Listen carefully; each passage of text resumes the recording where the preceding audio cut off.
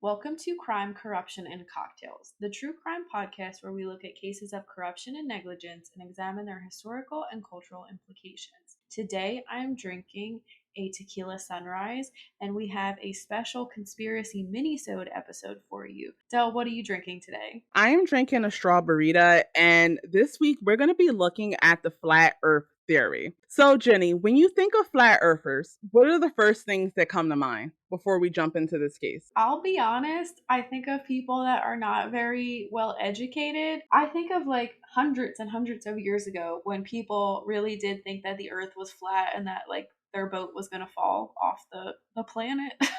We didn't know what we know now, or what we think we know now, I guess I should say.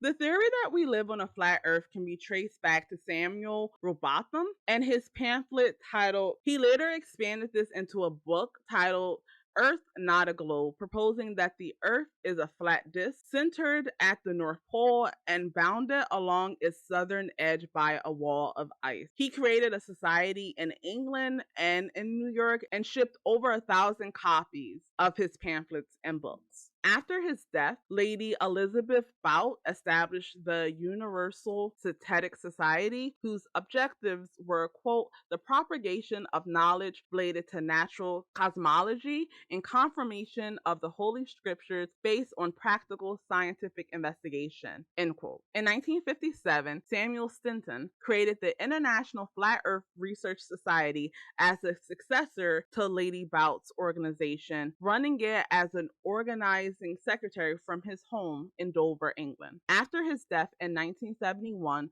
Charles K. Johnson inherited part of his library from his wife and established and became president of the International Flat Earth Research Society of America and Covenant's People's Church in California. Over the next 3 decades, under his leadership, the Flat Earth Society grew to a reported 3,500 members. So let's get into what flat earthers actually believe. So the Flat Earth Society's most recent planet model, as they call it, is that humanity lives on a disk with the North Pole at its center and a 150-foot high wall of ice, Antarctica, at its outer edge. The resulting map resembles the symbol of the United Nations, which they use as evidence for their theory. Members of the Flat Earth Society and other flat earthers claim that NASA and other government agencies conspire to fabricate evidence that the Earth is round. Flat earthers argue that NASA manipulates and fabricates its satellite images based on observations that the color of the oceans change from image to image and that continents seem to be in different places.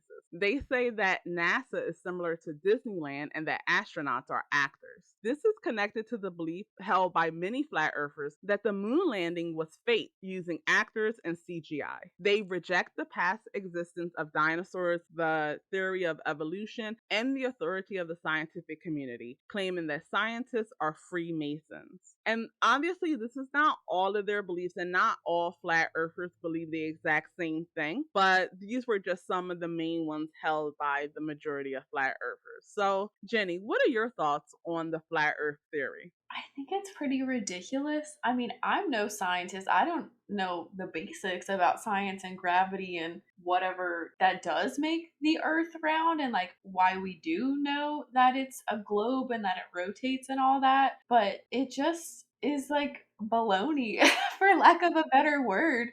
I think that there's real clear evidence that our planet is round and people just want to ignore it and really get fixated on other things. And like you said, dog, maybe not everyone that believes this believes in all this other stuff too, but I feel like it is kind of a gateway into, okay, well, I also don't believe in evolution and I don't believe in this and I don't believe in that. I don't know the theories for people thinking that the moon landing was faked. That's never something I've looked into. I obviously know that that is like a theory that exists out there. But I will say, now that we have seen what Earth looks like from space, I feel like there is no excuse for people to still believe this. What do you think?